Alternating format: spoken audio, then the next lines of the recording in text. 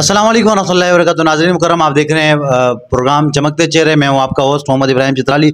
नाज़रीन, वक्तन फ़वक्तन आपकी मुलाकात कभी हम इस चैनल पे कभी सियासतदानों से करवाते हैं, कभी जो है वो हम आपकी मुलाकात किसी क्रिकेटर से करवाते हैं, कभी मुख्तलिफ शोबाए ज़िंदगी में अपनी खिदमात पेश करने वाले हज़रात से करवाते हैं।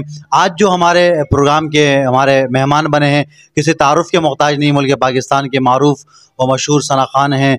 हम बचपन से सुनते हुए आ रहे हैं माशाल्लाह। हम जिस तरह बचपन में इनको जवान देखते थे अल्लाह, और आज भी इसी तरह जवान है। अल्लाह तबारक व तआला इनकी उम्र में अमल में बरकत अता फरमाए। सबसे पहले हमारे साथ इंतहाई मोहतरम हाफिज़ ज़ुबैर साहब, हाफिज़ ज़ुबैर गबोल साहब। सबसे पहले हाफिज़ साहब, आपका शुक्रिया आपका वक्त देने का। जज़ाकल्लाह, आपका भी बहुत शुक्रिया, आपने बुलाया। हाफिज़ साहब, सवालों का सिलसिला हम लोग इंशाल्लाह आपके साथ करते रहेंगे। पहला सवाल मेरा आपसे कि आपने नातख़्वानी का आगाज़ कब से किया? नात ख़्वानी का आगाज़ मैंने किया था तकरीबन 2009 में। 2009 में मैंने पहले यानी कि अपने इलाके में एक सालाना महफ़िल होता था, तो उसमें मैंने पहले जो है ना वो कलाम पढ़ा था। इससे पहले कि हम किसी और सवाल की तरफ जाएँ, आपके नाम के साथ गबोल हैं, आप गबोल हैं, लेकिन हमने जितनी भी आपकी नातें सुनी है सारी जो हैं वो आपकी उर्दू की सुनी है। क्या आप गबोल में, गबोली ज़बान में या बलूची ज़बान में भी कभी कोई कलाम पढ़ा है या पढ़ते हैं? नहीं, बलोची में तो कलाम मैंने नहीं पढ़ा, शायद महफ़िलों में एक दो जगह मैंने पढ़ लिया कलाम। वो भी सिंध के नात-ख़्वां हैं दनी बख्श चाचर साहब और हाजी इमदादुल्लाह पलकोटो साहब, उनके कलाम है शायद मैंने महफ़िलों में पढ़े हैं, लेकिन रिकॉर्डिंग मैंने अभी तक कोई कलाम नहीं कराई। नातख़्वानी का जब आपने आगाज़ किया, जब आपने स्टार्टअप लिया, तो उस टाइम आपके पसंदीदा नातख़्वान कौन थे? आप किससे इंस्पायर हो के आपने सोचा कि यार इस नातख़्वान की तरह इंशाल्लाह एक दिन नातख़्वान बनूँगा? उस वक़्त तो मैं जब कलाम ये सुनता था तो ज़्यादातर मैं सिंधी कलाम सुनता था। हाजी इमदादुल्लाह पलकोटो साहब हैं, उनके कलाम मैं अक्सर सुनता था। लेकिन फिर इस तरह आहिस्ता चलते-चलते फिर मैंने एक मरतबा वो कलाम सुना था हाफ़िज़ अबू बकर मदनी साहब का, मोहम्मद मुस्तफ़ा आए बहार अंदर बहार आई। वो जब कलाम मैंने सुना तो वो कलाम मैंने अपने पास लिखा था। फिर मौलाना हसन शेखपुरी साहब ने एक मरतबा मुझे बुलाया, तो उनके यहाँ मस्जिद में मैंने वो कलाम पढ़ा था। आपके उस्ताद भी कोई हैं, यानी अल्लाह तबारक व तआला ने आपको खुदादाद सलाहियत दी है? बेशक ये अल्लाह तबारक व तआला की तरफ से खुदादाद सलाहियत है। मैंने जितने भी नातख़्वानों से इंटरव्यू किया ये सवाल लाजमी करता हूँ कि आपके उस्ताद कौन है। उनमें से अक्सर जो है मुझे 70% जो जवाब मिला है वो कहते हैं हमारा कोई उस्ताद नहीं है, हम खुद जो है वो 30 मार खान है। तो आपका भी कोई उस्ताद है या नहीं, आप खुद उस्ताद हैं? नहीं, देखिए ये होता है ना कि अगर अल्लाह पाक ने आवाज़ आपको दी है तो आप खुद भी यानी कि कुछ कोशिश करोगे तो पढ़ सकते हो, लेकिन फिर भी उस्ताद का होना लाज़मी है, ज़रूरी है उस्ताद का होना। तो इस तरह यानी जब मैंने पहले पढ़ा था कलाम तो उस वक़्त तो मेरा कोई उस्ताद वग़ैरह नहीं था। जब शुरू में मैंने पढ़ा था वो एक कलाम था, मौत आहिस्ता आकर ये बोली अब चलो साथ ऐ मेरे भाई। सबसे पहले मैंने ये कलाम पढ़ा था महफ़िल में। तो उसके बाद फिर आहिस्ता चलते-चलते कारी हसन रब्बानी साहब से मुलाकात हुई है, जो कि हाफ़िज़ अबू बकर मदनी साहब के भी उस्ताद हैं। 2012 में शायद उनसे मुलाकात हुई मेरी, तो फिर काफ़ी अर्सा मैं उनके साथ वहाँ पे कोरंगी वहाँ पे मैं जाता रहा हूँ उनके इलाके में, तो उनसे कुछ कलाम वग़ैरह मैंने सीखे भी हैं। फिर उसके बाद फिर हाफ़िज़ अबू बकर मदनी साहब से मुलाकात हुई तकरीबन 2015 या 16 में। मेरे ख़्याल में 2020 तक तो मैं उनके साथ रहा हूँ हाफ़िज़ साहब के साथ, तो अल्हम्दुलिल्लाह काफ़ी मैंने उनसे कुछ सीखा है। आपका कलाम जो है वो अक्सर हाफ़िज़ अबू बकर मदनी साहब जैसे पढ़ते हैं उनके अंदाज़ में, और अक्सर इश्तिहारों में आपके नाम के साथ जो है वो शागिर्द ख़ास का लेबल लगा होता है। आप वाक़ई शागिर्द ख़ास हैं या ऐसे एजाज़ी तौर पे आपको लोग लिखते हैं? नहीं, ये है कि बस जिनके साथ बंदा रहता है लोग भी देखते हैं कि भाई अक्सर इनके साथ होते हैं तो शायद शागिर्द ही होंगे। तो ये है कि मैंने उनसे कुछ सीखा भी है अल्हम्दुलिल्लाह। हाफ़िज़ साहब के साथ अक्सर प्रोग्रामात में यहाँ कराची में तकरीबन मैं गया हूँ और पंजाब में भी तकरीबन 10-12 दिन मैंने उनके साथ गुज़ारे हैं। नहीं, देखिए वो शागिर्द तो हम सब उनके शागिर्द हैं, हम बचपन से उनको सुनते आ रहे हैं, वो हमारे उस्ताद हैं। वो चाहे जिस अंदाज़ में भी हमने उससे सीखा हो, लेकिन ये शागिर्द ख़ास का ये लफ्ज़ ख़ास जो इस्तेमाल हुआ है, इसकी क्या वजह है? इसकी वजह तो ये लोग ही जानते हैं, तो क्यों लगाते हैं। हाँ, इसका तो मुझे नहीं पता। तो शायद कि आवाज़ थोड़ी-सी मिलती-जुलती है तो इस वजह से लोग लगाते होंगे।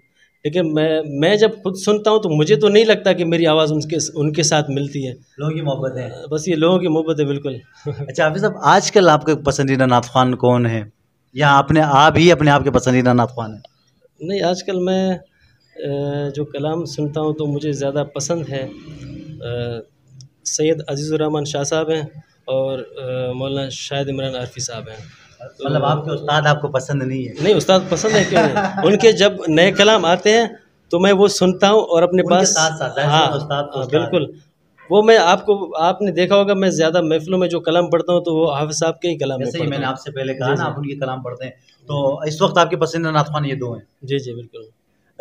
कितने अरसे से आप कराची में सना ख़्वानी कर रहे हैं और ये कितने अरसे से और कहाँ-कहाँ पाकिस्तान के किन-किन शहरों में आप इस हवाले से आपके असफ़ार हुए? ये तकरीबन 2009 से मैंने स्टार्ट किया था नात ख़्वानी और यानी 2012 में मैंने जो पहला मेरा वॉल्यूम था वो रिकॉर्डिंग हुआ, वो दरस कुरान से फिर रिलीज़ हुआ था ना। तो उसके बाद से तकरीबन पंजाब के भी चक्कर लगे हैं काफ़ी, और ज़्यादातर तो कराची में ही होता हूँ। हाफ़िज़ साहब, आपका मिज़ाज हमने नात ख़्वानों से ज़रा मुनफ़रिद देखा है, चूँकि आप सोशल मीडिया में भी इतने एक्टिव नहीं होते हैं, आप अपने कलाम बड़े कम डालते हैं अपने पेजेस पे, अपने आईडीज़ पे। इसकी क्या वजह है? लोग आपको सुनना चाहते हैं, आपके कलाम ढूँढना चाहते हैं, लेकिन आप न यूट्यूब में हैं, फ़ेसबुक में भी ना होने के बराबर हैं। इसकी क्या वजह है? कोई ख़ास वजह हो? नहीं, इसकी कोई ख़ास वजह तो नहीं है।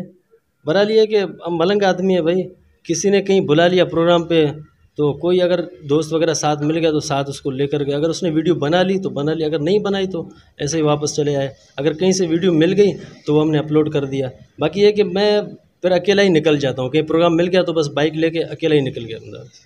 अकेले से याद आया कि आप इस वक्त मुल्क में बहुत सारी हमारी जो बज़में हैं सना ख़्वानों की, ख़ुसूसन बज़्म आसान हो गई, बज़्म अख़चारिया हो गई, इसके अलावा कराची की सतह पे जितनी भी बज़में हैं, वहाँ पे हम आपको बड़ा कम देखते हैं। उसकी क्या वजूहात है?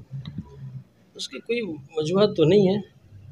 बहरहाल मैं खुद ज़्यादातर वो नहीं करता है, यानी कि अगर किसी ने बुला लिया तो चलो बंदा गया, उनके बज़म में गया, कोई कलाम वगैरह पढ़ लिया या उनका। बाकी ये है कि इतना वो नहीं होता कि भाई कोई कोई इस तरह होते हैं ना कि भाई ज़बरदस्ती फ़ोन करके बोलते हैं भाई मुझे बुलाओ अपने प्रोग्राम में, मुझे अपने बज़म में बुलाओ, मुझे अपने बज़म का हिस्सा बनाओ, इतना वो नहीं है मेरे अंदर। आपका मिज़ाज ही मेरी तरह मलंगाना है। बस वही वही तो मैंने आपको कहा था, मलंगाना मिजाज है। बस कहीं प्रोग्राम मिल गया तो गया, किसी बज़म वाले ने बुला लिया तो गए, नहीं बुलाया तो घर बैठे रहे। सुना है कि नात ख़्वान जो है वो लाखों रुपए रहते हैं एक प्रोग्राम के, तो डिमांड करते हैं, पे करते हैं पहले से, जो उनके सेक्रेटरीज़ होते हैं वो उनसे रब्ता करते हैं। ये हमारे अवाम में जो चल रहा है, मैं वो बात कर रहा हूँ। वो जो है वो लाखों रुपए पहले तय करते हैं, कुछ एडवांस लेते हैं और फिर वो उस दिन आते हैं, कलाम पढ़ते हैं। तो इस हवाले से आपके क्या रेट है आजकल मार्केट में?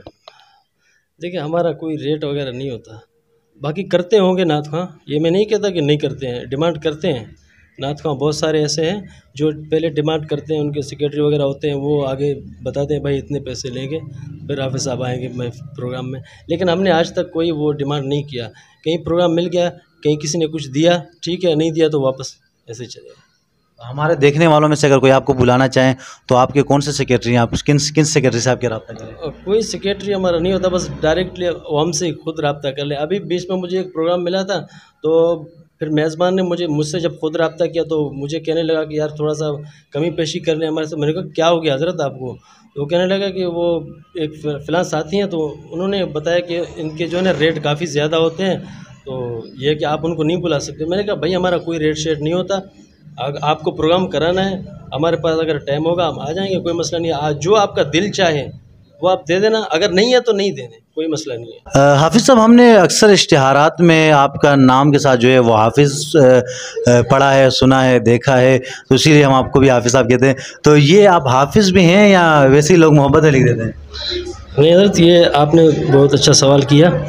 तो ये कि मैं हाफ़िज़ नहीं हूँ, लेकिन लोग अपनी तरफ से लगा लेते हैं। अब ये कि वो जो प्रोग्राम वगैरह का टाइम लेते हैं तो ये तो नहीं पूछते हैं कि भाई आप हाफ़िज़ हैं क्या नहीं है। इस तरह तो बस टाइम लिया उसने और इश्तिहार में नाम दे दिया। हालांकि मैं कई जगह बोल भी देता हूँ कि भाई मैं हाफ़िज़ नहीं हूँ, ठीक है। वो अपनी तरफ से अपनी मोहब्बत में वो लगा लेते हैं बस। तो यह कि मैं हाफ़िज़ नहीं हूँ।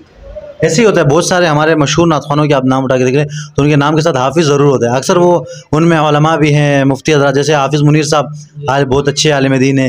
हाफ़िज़ नसरुल्लाह साहब हालांकि हकीकत में बहुत अच्छे आलिम दीन हैं, लेकिन वो हाफ़िज़ का जो लायक़ा है वो बचपन से लगा हुआ है, वो भी 55 से भी आगे गुजर गया लेकिन चल रहा है। और आपके पसंदीदा शायर कौन है?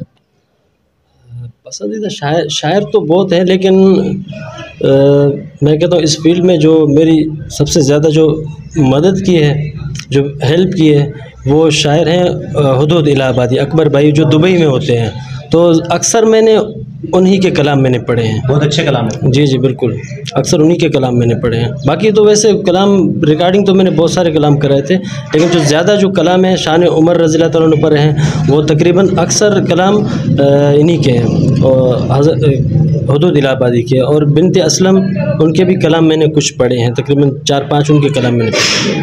मोहम्मद मुस्तफ़ा आए बहार अंदर बहार आई, ज़मीं को चूमने जन्नत से खुशबू बार बार आई। मोहम्मद मुस्तफ़ा आए बहार अंदर बहार आई, जनाबे आमना का चाँद जब चमका ज़माने में, जनाबे आमना का चाँद जब चमका ज़माने में, कमर की चाँदनी कदमों पे होने को निसार आई।